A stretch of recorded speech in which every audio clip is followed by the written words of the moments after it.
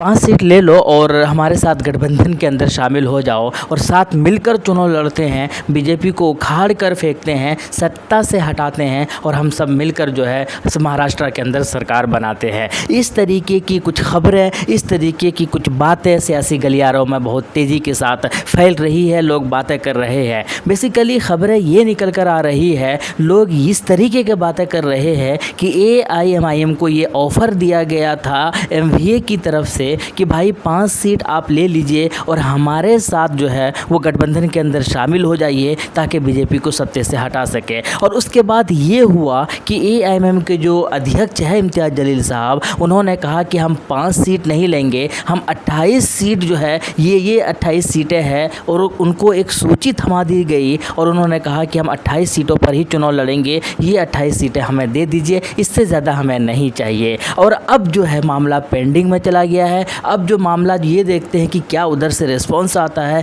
क्या AIMIM की शर्त को मानकर उनको गठबंधन के अंदर शामिल कर लेता है। यही खबरें अभी महाराष्ट्र के अंदर बहुत तेज़ी के साथ वायरल हो रहा है, बहुत सारे लोग बातें कर रहे हैं। हालांकि हकीकी तौर पर अगर देखा जाए तो AIMIM वहाँ पर अच्छा प्रदर्शन कर सकती है, क्योंकि 2019 के अंदर जब चुनाव हुआ था, वहाँ पर जब MIM ने चुनाव लड़ा था तो उस वक्त अकेले ही चुनाव लड़ा था। उस वक्त हुआ ये था कि जब रिज़ल्ट आया तो MIM के हिस्से में 2 सीटें गई, 2 सीट पर MIM की जीत हुई। हालांकि उससे पहले भी 2 सीट पर ही जीते हुए कैंडिडेट थे, लेकिन 2 सीट पर जीत हुई। 4 जगह पर दूसरे नंबर पर रहे, 11 जगह पर जो है वो तीसरे नंबर पर रहे उनके उम्मीदवार। जबकि AIMIM ने जिनको समर्थन दिया था वो जो प्रत्याशी थे भिवंडी और मुमरा से, वहाँ पर भी जो है दूसरा स्थान प्राप्त करते हैं। तो इस तरीके से जो है हम आपको बता दें कि इस तरीके से परफॉर्मेंस रहा था 2019 के अंदर। तो और उसके साथ के साथ MP थे इम्तियाज़ जलील साहब,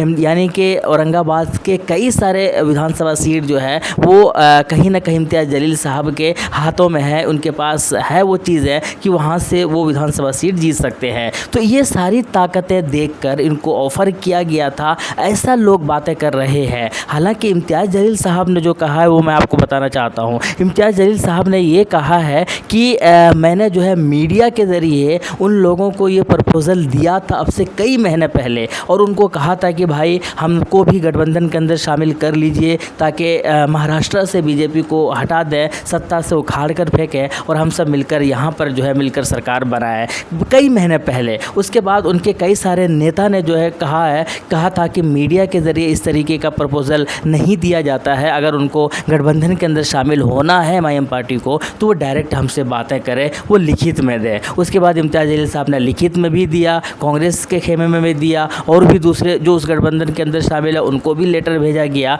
और उसके बाद जो है कहीं ना कहीं ये खबरें निकल कर आई कि बहुत थोड़े से सीट जो है AIMIM को देने के लिए राज़ी भी हुए उनमें से कुछ लीडर। लेकिन AIMIM के जो इम्तियाज़ जलील साहब है उन्होंने असदुद्दीन ओवैसी साहब के मशवरे से उनको लिस्ट दिखाते हुए, उनके साथ लिस्ट साझा करते हुए इम्तियाज़ जलील साहब ने 28 विधानसभा सीटों के एक लिस्ट तैयार किया और इन्होंने जो है उनको थमा दिया है। अब ये देखना है, और इम्तियाज़ जलील साहब ने साफ कहा है कि अगर हमको गठबंधन के अंदर शामिल करेंगे और गठबंधन के साथ मिलकर चुनाव लड़ेंगे तो हमें ये 28 के 28 सीटें चाहिए ही चाहिए, इससे कम सीटों पर जो है हम राज़ी नहीं होंगे। हमारी तैयारी बहुत अच्छी है, हम बहुत अच्छे से चुनाव लड़ सकते हैं, और आपने देखा था कि पिछला प्रदर्शन किस तरह रहा था हमारा, और अगर हमारी किस्मत थोड़ी सी अच्छी रही तो हम इस बार जो है और भी ज़्यादा मज़ीद सीटों पर जो है जीत हासिल कर सकते हैं, और ज़्यादा उम्मीदवार होने की वजह से फ़ायदा बीजेपी को भी हो सकता है और कहीं ना कहीं वो सरकार बनाने में कामयाब भी हो सकती है।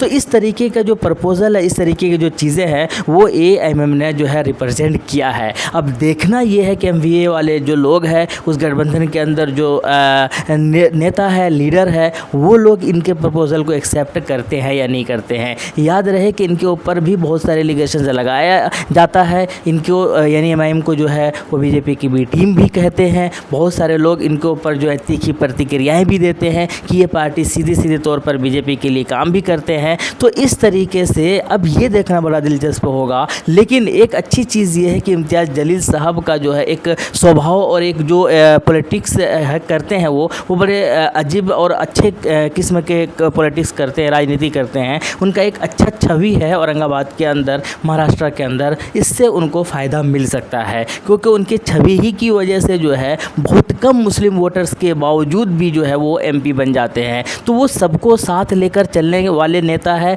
सब कोई जानते हैं कि बड़ा दिग्गज नेताओं में से एक है, बहुत अच्छे कैंडिडेट है, वो खुद मैदान के अंदर भी उतर रहे हैं। तो ये देखना बड़ा दिलचस्प है कि सामने वाली जो पार्टी है, गठबंधन है, वो इनको अपने अंदर शामिल करते हैं इस लिस्ट के साथ या नहीं, इस शर्त के साथ या नहीं, ये देखना बड़ा दिलचस्प होगा। लेकिन एएमएम की तैयारी बहुत अच्छी है महाराष्ट्र के अंदर, वो झुकने वाली नहीं है। पहले भी वो झुकते हुए आए हैं हर जगह पर, लेकिन इस बार महाराष्ट्र के अंदर मुझे नहीं लगता है कि झुकने वाले हैं, और 4-5 सीटों पर तो बिल्कुल भी नहीं मानने वाले हैं, क्योंकि उनकी तैयारी बहुत ही ज़्यादा अच्छी है। और ये भी बताता है, ये चीज़ें बताता है कि इतने सारे उम्मीदवार अभी एमआईएम के पास है, कई जगहों पर जो है कई सारे उम्मीदवार जो अच्छे उम्मीदवार हैं वो वहाँ पर लाइन लगे हुए हैं। तो ये दिखाता है कि एमआईएम की जो तैयारी है महाराष्ट्र के अंदर, वो अब से जितने भी पहले चुनाव लड़े हैं उन सब से जो है अच्छी तैयारी है इस बार। तो ये देखना है कितनी सीटों पर जीत हासिल होती है, किस तरीके की बातें बनती है, ये देखना बड़ा दिलचस्प होगा। लेकिन इम्तियाज़ जलील साहब बड़े अच्छे पॉलिटिक्स कर रहे हैं, करते हुए आ रहे हैं, और उम्मीद है कि बहुत अच्छा रिजल्ट भी एमआईएम के फेवर में जाएगा। आपकी क्या राय है, कमेंट बॉक्स में बताइएगा। शुक्रिया, जय हिंद।